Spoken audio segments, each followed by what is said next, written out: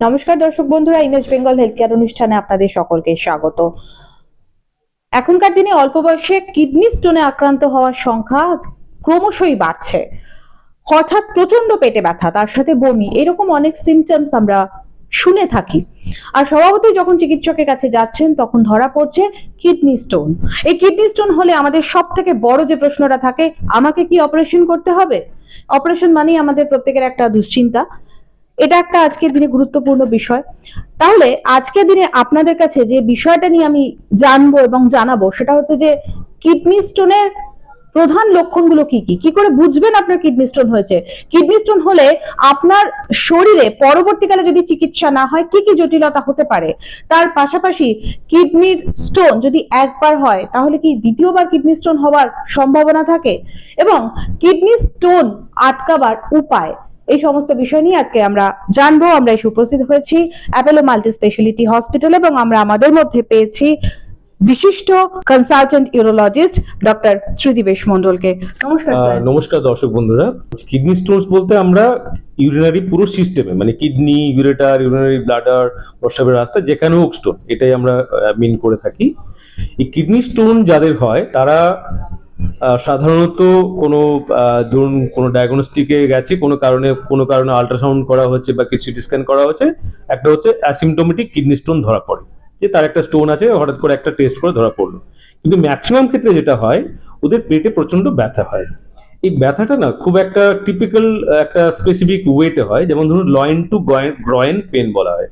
লয়েন two groin pen মানে হচ্ছে আমাদের ফ্ল্যাঙ্ক, যেটা সাইড থেকে এসে প্রস্রাবের রাস্তার ওই দিকটা অবধি, এবং সবসময় কিছু কিছু ক্ষেত্রে মিড পার্ট অফ দ্য থাই অবধি এই ব্যথাটা আসে। এবং এই যখন ব্যথাটা হয় তখন এটা খুব সিভিয়ার পেন হয়, এবং এই পেনের না একটা অরা হয়। অরা মানে হচ্ছে তারা দেখবেন বুঝতে পারে, যাদের অনেকবার স্টোন হয়েছে তারা তো বুঝতেই পারে যে ব্যথাটা একটু আসছে, এটা বুঝতে পারা যায়। এবং ব্যথাটা এমন খুব সিভিয়ার হয়, এবং খুব সিভিয়ার যখন ব্যথাটা হয় তখন দেখবেন কিছু কিছু লোকের যেটা হয়, একটা নজিয়া ভমিটিং হয়। কি হয়, যে নার্ভ সাপ্লাই যেটা করে আমাদের এই কিডনির, যে কিডনি ইউরেটারে, এগুলো না এই সেম নার্ভগুলো আবার আমাদের ইন্টেস্টিন গুলোকেও সাপ্লাই করে। যে কারণে এই কিডনিতে যদি স্টোন হয় বা ইউরেটারে স্টোন হয় তখন আমাদের নজিয়া ভমিটিং হয়, কারণ ওগুলো ইন্টেস্টিন গুলোকেও আমাদের অ্যাক্টিভেট করে দেয়। তখন অনেকে ভাবে বোধহয় আমাদের অ্যাসিডিটি হয়েছে, এই হচ্ছে, কিন্তু অ্যাকচুয়ালি অ্যাসিডিটি না, এটা স্টোন থাকলেও এই ধরনের জিআই সিমটমস হতে পারে। এছাড়া আবার অনেকের যেটা হয় যে প্রস্রাবের সাথে রক্ত বেরোয়। স্টোন থাকলে কিন্তু প্রস্রাবের সাথে রক্ত বেরোতে পারে। স্টোন থাকলে মানুষের ইনফেকশন হতে পারে, দেখুন জ্বালা যন্ত্রণা হচ্ছে। আবার ধরুন স্টোন যদি প্রস্রাবের রাস্তাতে এসে বসে যায় তখন দেখবেন ইউরিনটা করতে অসুবিধা হচ্ছে, মানে প্রস্রাবটা ঠিক করে করতে পারছে না। তো এই ধরনের সিমটমস নিয়ে বেসিক্যালি আমাদের স্টোনের পেশেন্টরা আসে। স্যার, আমরা একটু জানবো আপনার কাছে যে এই হঠাৎ করে যে ব্যথাটা আসে, এটা তো শরীর আগে থেকে কোনো জানান দেয় না। এই হঠাৎ করে ব্যথাটা, এটা কি, এটা সিমটমস এর টাইপটাই এটা, যেটা হঠাৎ করে আসবে প্রচন্ড ব্যথা নিয়ে, তা আগে থেকে কিছু বোঝা যায় না? আগে থেকে খুব একটা বেশি বোঝা যায় না, হঠাৎ করেই আসে, এবং ব্যথাটা এই মাত্রাতে হয় যে তারা বাধ্য হয় ডাক্তারের কাছে আসতে। সুতরাং আমি এরকম দেখি না, খুবই কম দেখা যায় যে ব্যথা হচ্ছে কিন্তু এত মানে ডাক্তারের কাছে আসতে হচ্ছে না। ডাক্তারের কাছে আসলেই যেটা হয় যে ডাক্তাররা মোটামুটি সাইন সিমটমস দেখে বুঝেই যায় যে স্টোন হওয়ার চান্স আছে কিনা। তখন তারা কিছু ইনভেস্টিগেশন করেন। ইনভেস্টিগেশনের মধ্যে আল্ট্রাসাউন্ড করা হয়, বা সিটি স্ক্যান করা হয়, বা একটা এক্স রে কিউবি করা হয়। এই রিপোর্টগুলো করলেই আমরা আমাদের কিডনিতে বা ইউরেটারে বা ব্লাডারে যদি কোথাও স্টোন থাকে ধরা পড়ে। এর সাথে সাথে আমরা নর্মালি একটা চেক করি, সেটা হচ্ছে ক্রিয়েটিনিন। কারণ ক্রিয়েটিনিন অনেক সময় কি হয়, যদি ধরুন কিডনিটাতে ব্লক হয় স্টোন থেকে, বা অনেক সময় যদি কিডনি দুটো কিডনিতেই যদি স্টোন হয় তখন কিন্তু আমাদের কিডনি ফাংশনের প্রবলেম হতে পারে, এবং কিছু কিছু ব্যথার ওষুধ কিন্তু ক্রিয়েটিনিন বেশি থাকলে দেওয়া যায় না। সেই জন্য আমাদের ক্রিয়েটিনিন রিপোর্টটাও করতে হয়। এছাড়া আমরা ইউরিনের টেস্ট করেও দেখি যে কোনো ইনফেকশন আছে কিনা। এগুলো করে একটা ডায়াগনোসিস মোটামুটি করে নেওয়া যায় যে কিডনি স্টোন বা ইউরেটারে স্টোন আছে কিনা। কিডনি স্টোন যদি দীর্ঘদিন ধরে আনট্রিটেড অবস্থায় থাকে, সেটা থেকে মারাত্মক জটিলতা হতে পারে কি? হ্যাঁ, হতে পারে। আমরা বলি যে কিডনি স্টোন যদি ধরুন আপনার ব্যথা নাও দিচ্ছে, তাহলেও কিন্তু আপনার চিকিৎসা লাগবে। কারণ যে কিডনি স্টোনে বলা হয় যে স্টোনটা আপনার অ্যাসিমটোমেটিক অবস্থায় আছে, সে কিন্তু আজ নয় কাল একদিন আপনাকে জানান দেবে। সুতরাং যদি কোনোভাবে যদি মানে সিমটমস না হওয়া অবস্থাও ধরা পড়ে, সেটা কিন্তু চিকিৎসা করার দরকার। আর একটা জিনিস হচ্ছে যে যদি কিডনি স্টোন, প্রথম কথা হচ্ছে ব্যথা হলে তো মানুষ থাকতেই পারবে না, অবশ্যই তারা বলবে চিকিৎসা করান। কিন্তু যদি ধরুন ব্যথাও হচ্ছে না আর কোনো সিমটমসও নেই, সেরকম কি হয়? হ্যাঁ হয়। যেটা হচ্ছে, যেটাকে বলা হয় সাইলেন্ট স্টোন। সাইলেন্ট স্টোন কি হয়, ও একবার আসলো, আপনাকে হয়তো ব্যথা দিল, তারপর আর ব্যথা দিচ্ছে না, আর আপনি ভাবছেন আপনি ঠিক হয়ে গেছেন। এরকম হয় যে কিডনিতে একটা সাইডে কিডনির ইউরেটারে বসে আছে সে, কিডনি ফুলে গেছে এবং টোটালি কিডনি ড্যামেজ হয়ে নষ্ট হয়ে গেছে, এরকম কিন্তু আমরা অনেক সময় পেশেন্ট পাই।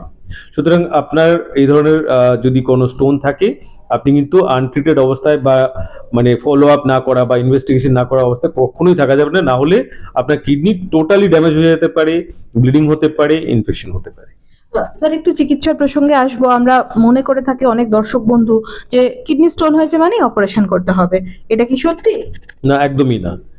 কিডনি স্টোন ধরুন কিডনির ভেতরে থাকলো বা ইউরেটারে থাকলো, মানে অনেক সময়তেই বেরিয়ে যায়, মানে ম্যাক্সিমাম সময়ে বেরিয়ে যায়।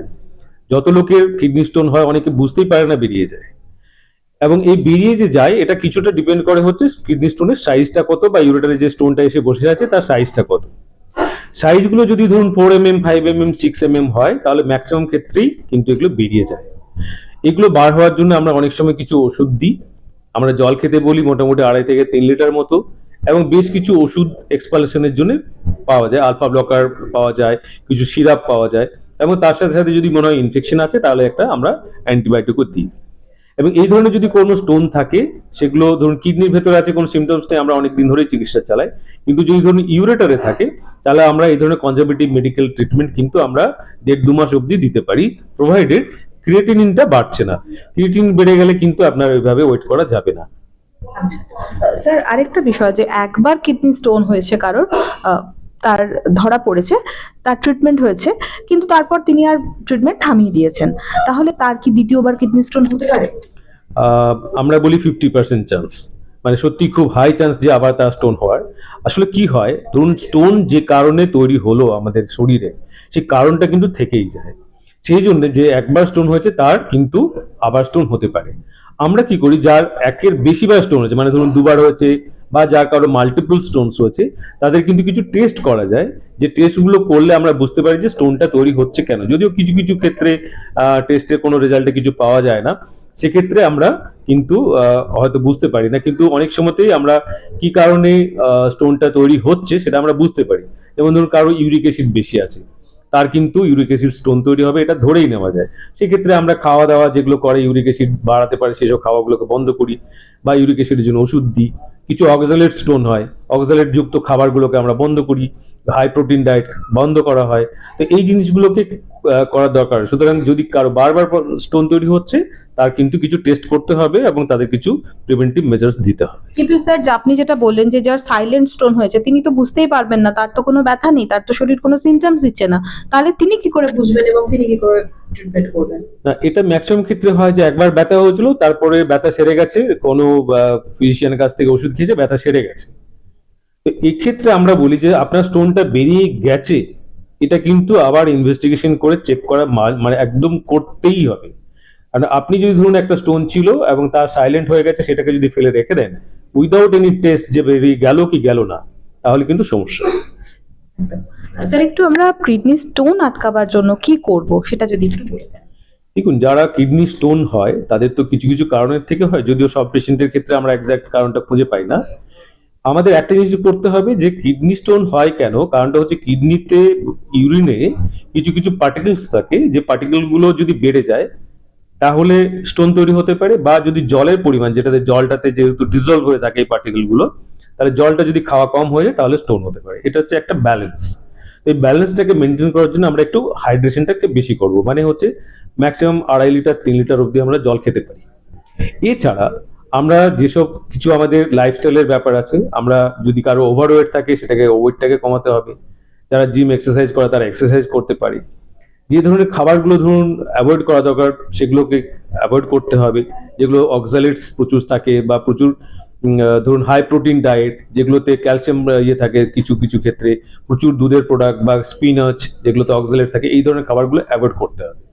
আবার কিছু কিছু ক্ষেত্রে কিছু কিছু খাবার কিন্তু খুব ভালো, যেগুলো এগুলোতে প্রচুর অ্যাসিড থাকে, সেই জন্য আমরা যদি অ্যাসিড যুক্ত খাবার খাই, মানে সিট্রিক অ্যাসিড যুক্ত, মানে অরেঞ্জ, তারপর হচ্ছে লেবু, তারপর হচ্ছে যেগুলো ওই মানে ছোট পাতিলেবু যেটা আমরা বলি সেটা যদি খাই, কিছু কিছু ক্ষেত্রে অ্যাপেলের জুস আমরা বলি খেতে পারে। তো এই ধরনের খাবারগুলো খেলে আপনাদের কিন্তু স্টোন প্রিভেনশন হওয়ার মানে বাড়বে। স্যার, যে খাবারগুলো আপনি বললেন যে অ্যাভয়েড করতে হবে সেগুলোর নাম একটু বলা যাবে? আমরা যেগুলো বলি সেটা হচ্ছে ধরুন স্পিনাচ, রেড মিট, তারপরে হচ্ছে ধরুন মানে আপনার কোলা, তারপর হচ্ছে প্রচুর রকমের বেরিজ, তারপর হচ্ছে চকলেটস, এগুলোকে আপনাকে তো অবশ্যই অ্যাভয়েড করতে হবে। কোকা কোলা এগুলো অ্যাভয়েড করতে হবে।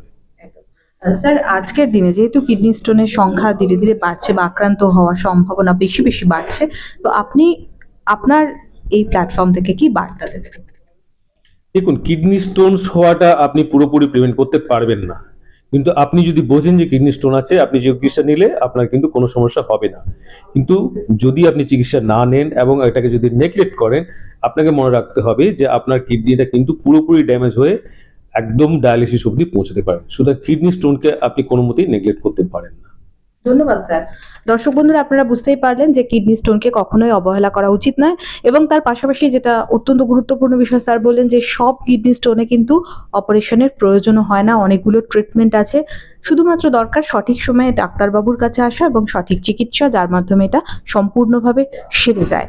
তো আপনাদের যদি এই অনুষ্ঠান বা এই ভিডিওটি ভালো লেগে থাকে, অবশ্যই আপনারা সকলের সাথে এই ভিডিওটি শেয়ার করুন, লাইক করুন এবং শেয়ার করে সাবস্ক্রাইব করুন, এবং পাশে থাকা ALL যে বাটনটা সেটা আপনারা অন করে দিন, যাতে আপনার কাছে সমস্ত ভিডিও নোটিফিকেশন এসে পৌঁছায়।